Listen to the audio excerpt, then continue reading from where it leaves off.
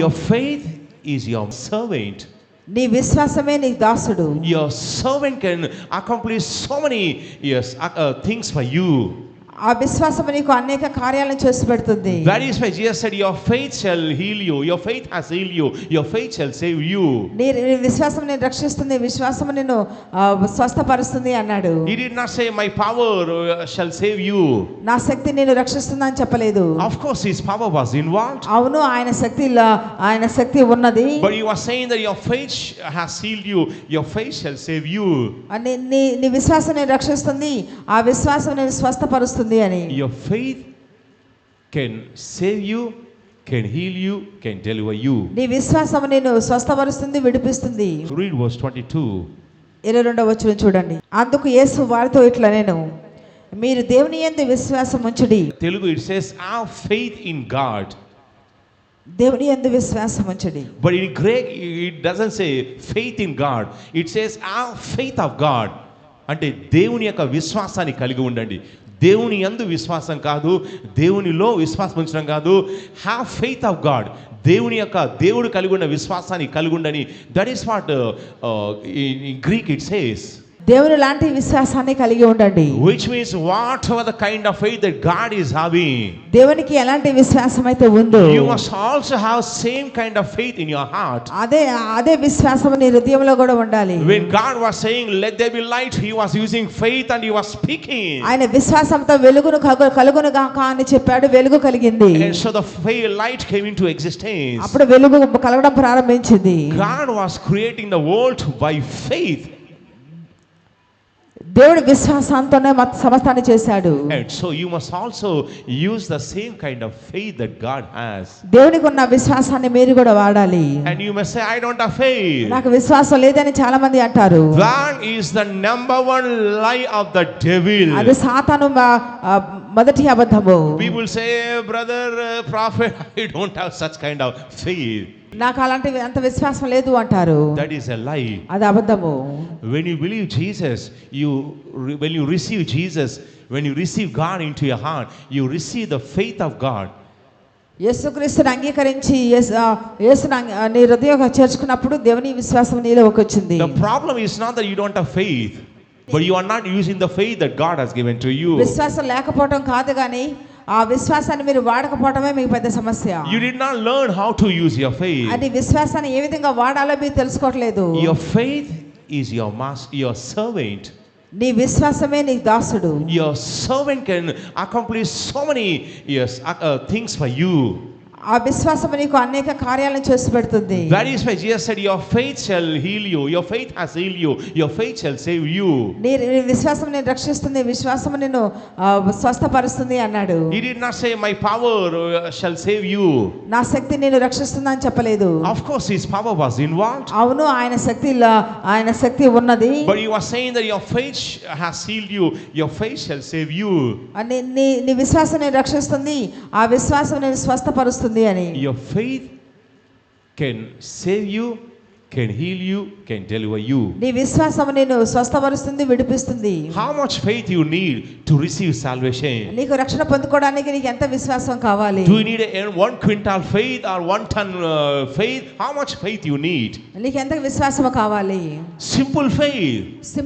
Simple విశ్వాసం ఉంటే చాలు. Lord, I am a sinner, please forgive my sin. ప్రభువా నేను పాపిని, నా పాపాలు క్షమించండి అని చెప్పినప్పుడు, Lord, come into my life. ప్రభువా నా జీవితంలోకి రండి అని చెప్పినప్పుడు, Lord, I will accept you as my Lord and Savior. నా సొంత రక్షకుగా నేను అంగీకరిస్తున్నానని చెప్పినప్పుడు, That simple faith has saved you. ఆ సింపుల్ విశ్వాసం నిన్ను రక్షించింది.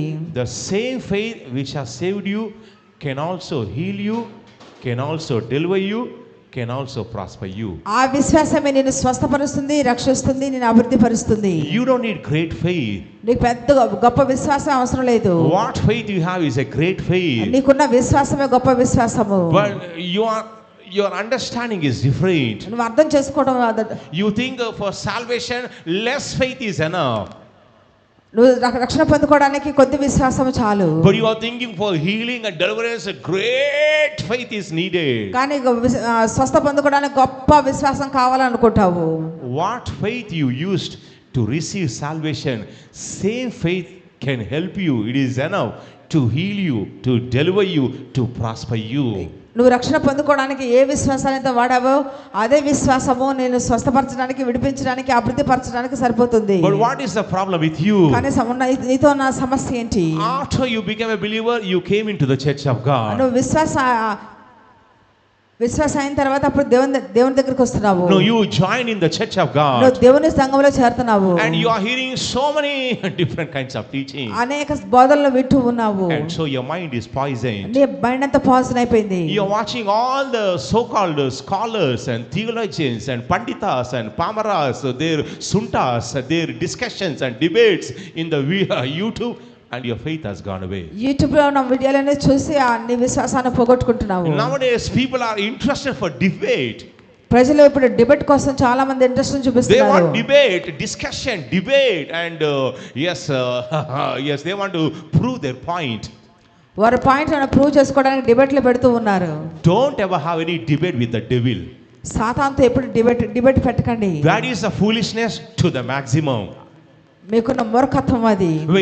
When devil came to Jesus, he never had any debate with the devil. యేసు దగ్గరికి సాతానుడు వచ్చినప్పుడు ఎలాంటి డిబేట్ పెట్టలేదు. He did not say తడగొట్టే మనం డిబేట్ పెట్టుకుందాం, చూసుకుందాం, నీది కరెక్టో నాది కరెక్టో, నీ పాయింట్ కరెక్టో నా పాయింట్ కరెక్టో, ఎస్ చూద్దాంరా, సెంటర్ డిసైడ్ చేయి, నేను వస్తా.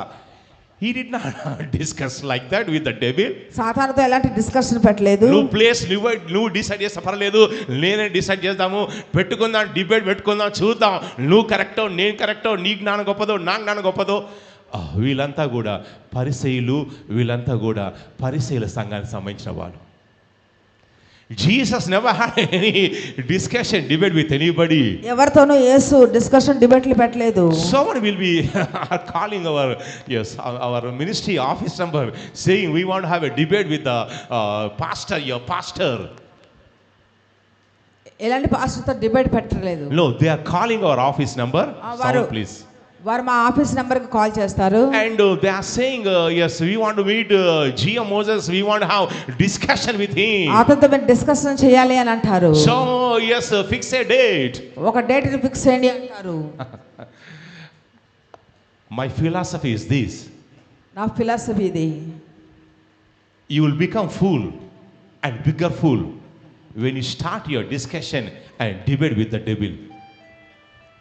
మీరు మూర్ఖులైతే సాతానుతో మీరు డిబేట్ చేయండి. He did not say in my name you will discuss, you will debate with the demons, you will convince them, you will prove your point, you will convince them, you will show a PowerPoint presentation to the devil and demons. He did not say like that. నా నామములో మీరు ఆ debate ఈ debate పెడతారు, మీరు prove చేసుకుంటారని దేవుడు ఏం చెప్పలేదు. He said in my name you will kick the devil, you will cast out devil, demons in my name. నా నామమున మీరు దయ్యములను వెళ్ళగొట్టుదురు అని చెప్పాడు. No discussion, no bargain, no debate, no point to point, just kick the demons out and expel them. That is all. That is what he said. నా నామమున మీరు దయ్యములను వెళ్ళగొడతారు, అవి బయటికి వెళతాయని చెప్పాడు. Nowadays people are so much interested in discussions and debate. ఈయనేం చెప్పాడు, ఆయనేం చెప్పాడు, ఈయనేం చెప్పాడు. ఇవన్నీ వినేసరికి నీకు ఉన్నదే కొంచెం విశ్వాసం, అవునా?